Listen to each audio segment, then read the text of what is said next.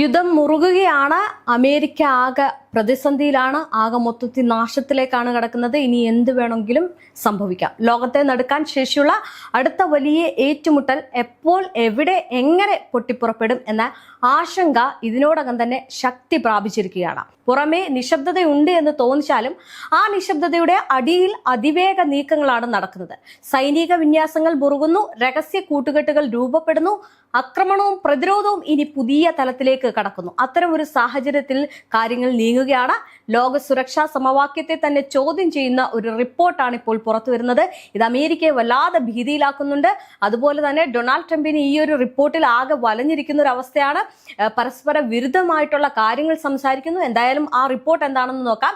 അതായത് ഇറാൻ കഴിഞ്ഞ വർഷം രഹസ്യമായിട്ട് സ്വന്തമാക്കിയിട്ടുള്ള ഒരു ചൈനീസ് നിർമ്മിത ഉപഗ്രഹം അമേരിക്കൻ സൈനിക താവളങ്ങളെ നിരീക്ഷിക്കാനും തന്ത്രപ്രധാന കേന്ദ്രങ്ങളുടെ നീക്കങ്ങൾ വിലയിരുത്താനും ഉപയോഗിച്ചുവെന്നാണ് റിപ്പോർട്ടുകൾ സൂചിപ്പിക്കുന്നത്. മാത്രമല്ല, ഇതൊരു സാധാരണ ഒരു സാങ്കേതിക ഇടപാട് മാത്രമല്ല. കാരണം ആധുനിക യുദ്ധങ്ങളിൽ ആദ്യം ജയിക്കുന്നത് ഏറ്റവും കൂടുതൽ വിവരങ്ങൾ കൈവശമുള്ളവരാണ്. ശത്രുവിന്റെ നീക്കങ്ങൾ മുൻകൂട്ടി മനസ്സിലാക്കാൻ കഴിയുന്നവർക്കാണ് ആക്രമണത്തിലും പ്രതിരോധത്തിലും മേൽക്കൈ ലഭിക്കുക. അത് ഇറാൻ ഇപ്പോൾ ലഭിച്ചു എന്നുള്ള ഒരു റിപ്പോർട്ടുകളാണ് വരുന്നത്. അത് ആരുടെ ഒരു സഹായത്തോടെയാണെന്ന് ചോദിച്ചു കഴിഞ്ഞാൽ ഈ പറയുന്ന ചൈനയുടെ സഹായത്തോടെയാണ് ഇപ്പോൾ ഇറാൻ ഈ ഒരു കാര്യത്തിന്മേൽ മേൽക്കൈ വെച്ചിരിക്കുന്നത്. എന്തായാലും ഇനി ഈ യുദ്ധഭൂമി വെറുമൊരു കരയിലോ കടലിലോ ആകാശത്തിലോ ഒതുങ്ങുന്നില്ല. മാത്രമല്ല, ഭൂമിയിൽ നിന്ന് ആയിരക്കണക്കിന് കിലോമീറ്റർ ഉയരത്തിൽ ഭ്രമണപഥത്തിൽ സഞ്ചരിക്കുന്ന ഉപഗ്രഹങ്ങളാണ് ഇനി നിർണായക ആയുധങ്ങളിൽ ഒന്ന് വേണം എന്ന് പറയാൻ. എന്തായാലും എവിടെയാണ് യുദ്ധവിമാനങ്ങൾ നിലയുറപ്പിച്ചിരിക്കുന്നത്, എവിടെയാണ് സൈനിക നീക്കങ്ങൾ ശക്തമാക്കിയിരിക്കുന്നത്, ഏത് കേന്ദ്രത്തിലാണ് പ്രതിരോധ സംവിധാനം ദുർബലമായിരിക്കുന്നത്, ഇവയെല്ലാം നിശബ്ദമായിട്ട് കണ്ടെത്താൻ കഴിയുന്ന ഒരു കാലമാണിത്. വെടിയൊച്ച കേൾക്കുന്നതിന് മുമ്പ് തന്നെ യുദ്ധത്തിന്റെ ദിശ നിർണ്ണയിക്കാൻ ഇത്തരം സാങ്കേതിക വിദ്യകൾക്ക് കഴിയും. അതാണിപ്പോൾ ഇറാൻ കൈവരിച്ചിരിക്കുന്നത്. എന്തായാലും ഇപ്പോൾ ലോകം ചോദിക്കുന്നത് ഒരേ ഒരു കാര്യമാണ്: ഇത് വെറും ഒരു നിരീക്ഷണ ദൗത്യമോ അതോ അടുത്ത വലിയ പ്രഹരത്തിന്റെ പ്രാരംഭഘട്ടമോ എന്നതാണ്. കാരണം ചരിത്രം തെളിയിച്ചതുപോലെ തന്നെ യുദ്ധങ്ങൾ പലപ്പോഴും തുടങ്ങുന്നത് നിശബ്ദതയിലാണ്. ആ നിശബ്ദതയുടെ മുകളിൽ ഇപ്പോൾ ഒരു ഉപഗ്രഹം ചുറ്റിക്കറങ്ങുകയാണ്. TWE-01B എന്നറിയപ്പെടുന്ന ഈ ഒരു ഉപഗ്രഹം ചൈനീസ് സ്വകാര്യ സ്ഥാപനമായിട്ടുള്ള എർത്തായി വികസിപ്പിച്ച ഭ്രമണപഥത്തിൽ എത്തിച്ചതായിട്ടാണ് റിപ്പോർട്ടുകൾ സൂചിപ്പിക്കുന്നത്. അതായത് ഒരു ഉപഗ്രഹം സൃഷ്ടിച്ചിരിക്കുകയാണ്. ആ ഉപഗ്രഹം വഴി ഏത് നിമിഷവും എന്തൊക്കെയാണ് സംഭവിക്കുന്നത്, നിങ്ങൾ എന്തൊക്കെ നീക്കങ്ങൾ നടത്തുന്നു, നിങ്ങൾക്ക് എത്ര സൈനിക നീക്കങ്ങളുണ്ട്, അല്ലെങ്കിൽ നിങ്ങൾ എവിടെയാണ് ബോംബ് ആക്രമണം നടത്തുന്നത്, മിസൈൽ ആക്രമണം നടത്തുന്നത് എന്നിങ്ങനെ, അല്ലെങ്കിൽ നിങ്ങൾ ആ സ്ഥലത്ത് നിന്ന് മറ്റേതെങ്കിലും സ്ഥലത്തിലേക്ക് മാറുന്നുണ്ട് എന്നുൾപ്പെടെ, അതായത് അനങ്ങുന്നതും തിരിയുന്നതും എല്ലാം മനസ്സിലാക്കാൻ കഴിയുന്ന ഒരു ഉപഗ്രഹം. അതാണ് ഇപ്പോൾ ഇറാന്റെ പക്കലുള്ളത്. അതായത് ആ ഇറാന്റെ പക്കലുള്ള ഉപഗ്രഹം എന്ന് പറയുന്നത് ചൈനീസ് നിർമ്മിതമാണ്. അപ്പോൾ ഇവിടെ ഒരു കാര്യം കൂടി ശ്രദ്ധിക്കണം. ചൈനയും ഇറാനും തമ്മിലുള്ള ഒരു ബന്ധവും കൂടി ഇവിടെ നമുക്ക് കണക്കിലെടുക്കേണ്ടതുണ്ട്. അതായത് IRGC എയർ സ്പേസ് വിഭാഗത്തിന് കൈമാറപ്പെട്ടു എന്നുള്ള റിപ്പോർട്ടാണ് ഇപ്പോൾ ലോകത്തെ മൊത്തം ഞെട്ടിക്കുന്നത്. അമേരിക്ക ആകെ ഭീതിയിലാക്കുന്നത് അതാണ്. സാധാരണ ആയുധ ഇടപാടുകളെക്കാൾ സങ്കീർണമായിട്ടുള്ള രീതിയിലാണ് ഈ ഒരു കൈമാറ്റം നടന്നത് എന്ന് വിലയിരുത്തപ്പെടുന്നുണ്ട്. എന്തായാലും ഇൻ ഓർബിറ്റ് ഡെലിവറി എന്ന മോഡൽ പ്രകാരം ഈ ഉപഗ്രഹം ആദ്യം വിക്ഷേപിച്ച് വിജയകരമായിട്ട് ഭ്രമണപഥത്തിൽ എത്തിയതിനു ശേഷമാണ് വിദേശങ്ങൾ വാങ്ങുന്നവർക്കായിട്ട് ഇത് കൈമാറുന്നത്. അതായത് ഭൂമിയിൽ നിന്ന് നോക്കുമ്പോൾ ഒരു സാധാരണ വാണിജ്യ വിക്ഷേപണമായിട്ട് കാണുന്ന ഈ ഒരു ദൗത്യം എന്ന് പറയുന്നത് അത്ര ചില്ലറക്കാരനല്ല. പിന്നീട് സൈനിക തന്ത്രപ്രധാന ഉപകരണമായിട്ട് ഇതിന് മാറാൻ കഴിയും എന്നുള്ള പ്രത്യേകതയാണ് ഇപ്പോൾ ഏറ്റവും കൂടുതൽ ശ്രദ്ധ നേടുന്നതും ഈ പറയുന്ന അമേരിക്കയും അതുപോലെ തന്നെ ഈ ഗൾഫ് മേഖലയും ഏറ്റവും കൂടുതൽ ഭീതിപ്പെടുത്തുന്നത്.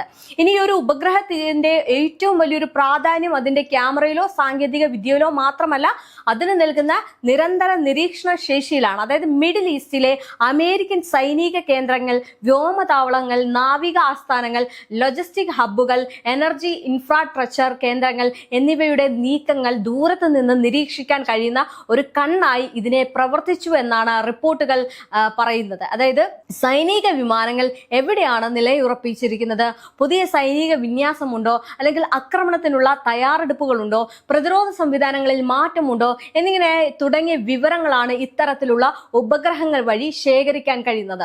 ആധുനിക യുദ്ധത്തിൽ ഈ ഒരു വിവരങ്ങൾ മിസൈലുകളെക്കാൾ ശക്തമായിട്ടുള്ള ആയുധമായിട്ട് മാറുകയും ചെയ്തിട്ടുണ്ട്. ഇതാണ് ഇപ്പോൾ ഇറാന്റെ പക്കലുള്ളത്. എന്തായാലും ഈ റിപ്പോർട്ടുകൾ പ്രകാരം സൗദി അറേബ്യയിലെ പ്രിൻസ് സുൽത്താൻ എയർബേസ്, ജോർദാനിലെ മുവാഫാക്ക് സാൾട്ടി എയർബേസ്, ബഹ്റിനിലെ അമേരിക്കൻ 5th ഫ്ലീറ്റ് ആസ്ഥാനം, ഇറാഖിലെ എർബിൽ വിമാനത്താവളം തുടങ്ങിയ നിരവധി കേന്ദ്രങ്ങൾ ഈ ഒരു ഉപഗ്രഹത്തിന്റെ നിരീക്ഷണ പരിധിയിൽ ഉൾപ്പെട്ടിരുന്നു. ഇതോടൊപ്പം തന്നെ Kuwait, Oman, Djibouti, United Arab Emirates എന്നിവിടങ്ങളിലെ അമേരിക്കയുമായിട്ട് ബന്ധപ്പെട്ട സൗകര്യങ്ങളും നിരീക്ഷിക്കപ്പെട്ടതായിട്ട് പറയപ്പെടുന്നുണ്ട്. അതായത് അമേരിക്കയുടെ ശിഷ്ടകാലം, അതായത് അമേരിക്കയുടെ അന്ത്യം അടുത്തിരിക്കുന്നു. അമേരിക്കയുടെ എല്ലാ കാര്യങ്ങളും, എല്ലാ നീക്കങ്ങളും, എല്ലാ എയർബേസുകളും, എല്ലാ സൈനിക വിന്യാസങ്ങളും ഈ ഒരു കാര്യത്തിലൂടെ മനസ്സിലാക്കിയിരിക്കുന്നു. ഇനി എവിടെയൊക്കെയാണ് ആക്രമണം നടത്തേണ്ടത്, ഇനി ഏതൊക്കെ കാര്യങ്ങളാണ് ഉള്ളത് എന്ന് എല്ലാം മനസ്സിലാക്കി കഴിഞ്ഞിരിക്കുന്നു. അതുകൊണ്ട് ഏത് നിമിഷവും എന്തും സംഭവിക്കാം എന്ന രീതിയിലേക്ക് കാര്യങ്ങൾ പോയിക്കൊണ്ടിരിക്കുന്നു. ഇനി ഇതൊരു രാജ്യത്തെ മാത്രം ലക്ഷ്യമിട്ടുള്ള നീക്കമല്ല, മുഴുവൻ മേഖലയുടെ സുരക്ഷാ സമവാക്യം മനസ്സിലാക്കാനുള്ള വിശാലമായിട്ടുള്ള രഹസ്യാന്വേഷണ ശൃംഖലയാണെന്നാണ് ഇത് വ്യക്തമാക്കുന്നത്. ഇനി ഇതിലെ മറ്റൊരു നിർണായക ഘടകം എന്ന് പറയുന്നത് ചൈനയുടെ പങ്കാണ്. നമുക്കറിയാം ചൈനയും ഇറാനും തമ്മിലുള്ള ബന്ധം എത്രത്തോളമാണ് എന്നുള്ളത്. എന്തായാലും ചൈന ഔദ്യോഗികമായിട്ട് ഇറാനെ സൈനികമായിട്ട് സഹായിക്കുന്നില്ല എന്ന് ആവർത്തിച്ച് പറയുന്നുണ്ട് എങ്കിലും സ്വകാര്യ സ്ഥാപനങ്ങളിലൂടെ അല്ലെങ്കിൽ വാണിജ്യ സേവനങ്ങളിലൂടെ തന്ത്രപ്രധാന സാങ്കേതിക വിദ്യകൾ ലഭ്യമാകുന്ന സാഹചര്യങ്ങൾ പാശ്ചാത്യ രാജ്യങ്ങളിൽ ആശങ്ക ഉയർത്തുകയാണ്. പ്രത്യേകിച്ച് ചൈനയുടെ ഉപഗ്രഹം സേവന ശൃംഖല, ഈ ഗ്രൗണ്ട് സ്റ്റേഷനുകളിൽ ഡാറ്റ പ്രോസസ്സിംഗ് കഴിവുകൾ എന്നിവ ഒരു രാജ്യത്തിന് നേരിട്ട് ആയുധം നൽകാതെ തന്നെ അതിന്റെ സൈനിക ശേഷി വർദ്ധിപ്പിക്കാൻ സഹായിക്കാം. അതിനാൽ ഇതൊരു വെറും ഒരു ബിസിനസ് ഇടപാടാണോ അതോ പരോക്ഷ ജിയോ പൊളിറ്റിക്കൽ പിന്തുണയോ എന്ന ചർച്ചയും ശക്തമായിക്കൊണ്ടിരിക്കുകയാണ്. അമേരിക്കയ്ക്കും സഖ്യരാജ്യങ്ങൾക്കും ഇത് വലിയ വെല്ലുവിളിയാണ്. കാരണം പഴയ കാല യുദ്ധങ്ങളിൽ ശത്രുവിന്റെ സൈനിക ശക്തി കണക്കാക്കേണ്ടി വന്നിരുന്നു. ഇന്ന് അതിനൊപ്പം അവരുടെ നിരീക്ഷണ ശേഷി, ഡാറ്റ ശേഖരണ കഴിവ്, ഉപഗ്രഹ നെറ്റ്വർക്ക്, സൈബർ ശേഷി എന്നിവയും കണക്കാക്കണം. ഒരു മിസൈൽ ആക്രമണത്തിന് മുമ്പ് ശത്രുവിന് നിങ്ങളുടെ നീക്കങ്ങൾ മുഴുവൻ അറിയാമെങ്കിൽ യുദ്ധഭൂമിയിലെ സമവാക്യം തന്നെ മാറുകയും ചെയ്യും. അതായത് ഈ ഒരു സാഹചര്യത്തിൽ അമേരിക്കൻ താവളങ്ങളുടെ സുരക്ഷയും സൈനിക രഹസ്യങ്ങളും കൂടുതൽ അപകട സാധ്യത നേരിടുന്നുവെന്ന ആശങ്ക സ്വാഭാവികമാണ്. ഇനി ഗൾഫ് മേഖലയിലെ രാജ്യങ്ങൾക്കും ഈ വാർത്ത ആശ്വാസകരമല്ല. അവർ ഒരു വശത്ത് അമേരിക്കൻ സുരക്ഷാ കുടക്കീഴിലും മറുവശത്ത് ചൈനയുമായിട്ട് സാമ്പത്തിക ബന്ധത്തിലുമാണുള്ളത്. ചൈന അവരുടെ ഏറ്റവും വലിയ വ്യാപാര പങ്കാളികളിൽ ഒന്നാണ്. അതേസമയം തന്നെ അമേരിക്ക സുരക്ഷാ പങ്കാളിയാണ്. ഈ ഒരു ഇരട്ട ബന്ധത്തിനിടയിൽ ചൈനീസ് സാങ്കേതിക വിദ്യ ഇറാന്റെ സൈനിക ശേഷിയുമായിട്ട് ബന്ധിപ്പിക്കപ്പെടുന്നത് പ്രാദേശിക വിശ്വാസ സമവാക്യത്തെ കൂടുതൽ സങ്കീർണമാക്കും. എന്തായാലും ഇറാൻ ഇതിനു മുമ്പും ഈ ഡ്രോണുകൾ, ബാലിസ്റ്റിക് മിസൈലുകൾ, പ്രോക്സി ഗ്രൂപ്പുകൾ, സൈബർ തന്ത്രങ്ങൾ എന്നിവ ഉപയോഗിച്ച് അസമമാർഗ യുദ്ധരീതികൾ പിന്തുടർന്നിരുന്നു. ഇപ്പോൾ അതിലേക്ക് ബഹിരാകാശ അടിസ്ഥാനത്തിലുള്ള നിരീക്ഷണ ശേഷിയും ചേർന്നാൽ അവരുടെ പ്രതിരോധവും ആക്രമണശേഷിയും പുതിയ തലത്തിലേക്ക് ഉയരും. ഇത് വലിയൊരു സൈനിക ബജറ്റുള്ള രാജ്യങ്ങളോട് പോലും ചെറിയ ചെലവിൽ ശക്തമായിട്ടുള്ള മറുപടി നൽകാനുള്ള വഴിയാകാം. അവസാനമായിട്ട് നോക്കുമ്പോൾ TW-01B എന്ന ഉപഗ്രഹത്തിന്റെ കഥ ഒരു സാങ്കേതിക ഇടപാട് മാത്രമല്ല, ഇത് ലോക രാഷ്ട്രീയത്തിൽ ഉയർന്നു വരുന്ന പുതിയ യാഥാർത്ഥ്യത്തിന്റെ പ്രതീകമാണ്. യുദ്ധങ്ങൾ ഇനി അതിർത്തികളിൽ മാത്രം നടക്കില്ല, ഭ്രമണപഥത്തിലും ഡാറ്റ സർവറുകളിലും നിരീക്ഷണ ശൃംഖലകളിലും നടക്കും.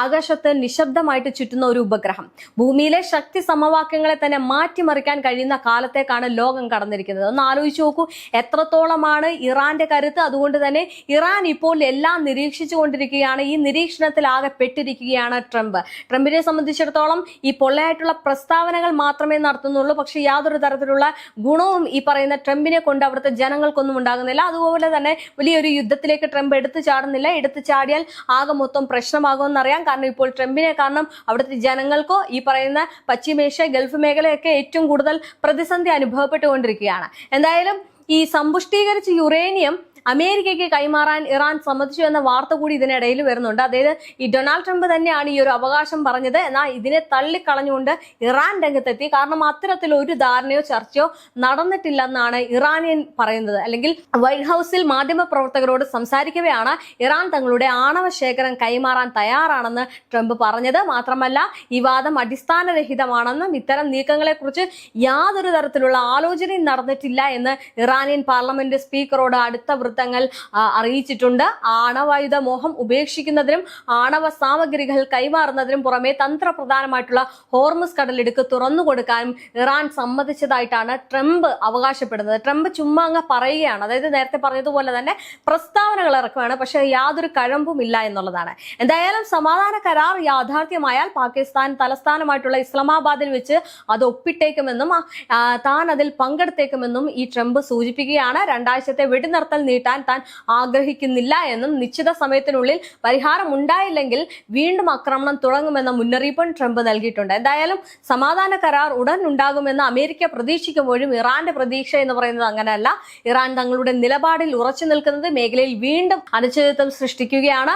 ആണവായുധങ്ങളുമായിട്ട് ബന്ധപ്പെട്ട വിഷയങ്ങൾ ഇരു രാജ്യങ്ങളും ചർച്ച ചെയ്യുന്നുണ്ട് എന്ന് പാക് വിദേശകാര്യ മന്ത്രാലയം സ്ഥിരീകരിച്ചിട്ടുണ്ടെങ്കിലും രണ്ടാം ഘട്ട ചർച്ചകളുടെ തീയതി ഇനിയും പ്രഖ്യാപിച്ചിട്ടില്ല. അതുകൊണ്ട് തന്നെയാണ് ഹോർമുസ് കടലിടുക്കിലെ സംഘർഷം ലഘൂകരിക്കുന്നതിനായിട്ട് ദീർഘകാല സമാധാന കരാറിനെ കുറിച്ചുള്ള ചർച്ചകൾ പുനരാരംഭിക്കാൻ ഇരുപക്ഷവും ആലോചിക്കുന്നതായിട്ടുള്ള റിപ്പോർട്ടുകൾ വരുന്നത്. ഇസ്ലാമാബാദിൽ വെച്ച് ചർച്ചകൾ തുടരുമെന്ന് വൈറ്റ് ഹൗസ് അറിയിച്ചിട്ടുണ്ടെങ്കിലും കൃത്യമായിട്ടുള്ള തീരുമാനങ്ങൾ ഒന്നും തന്നെ ഇതുവരെ കൈക്കൊണ്ടിട്ടില്ല.